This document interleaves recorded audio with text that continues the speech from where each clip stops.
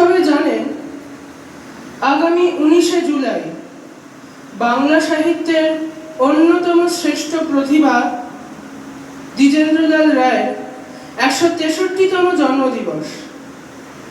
কবিকে স্মরণ করে তাকে সশ্রদ্ধ প্রণাম জানিয়ে আমার আজকের নিবেদন তানসান বিক্রমাদিত্য সংবাদ।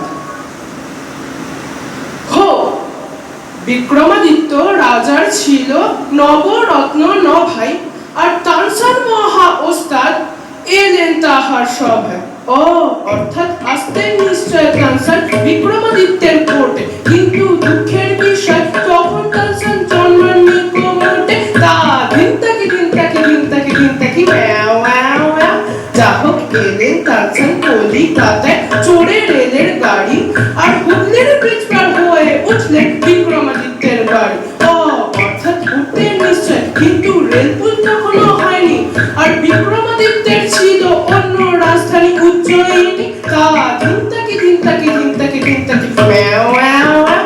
যা হোক এলেন তানসান রাজার সভায় দেখাতে ওস্তাদি, আর নিয়ে এলেন নানান বাদ্য পিয়ানো ইত্যাদি।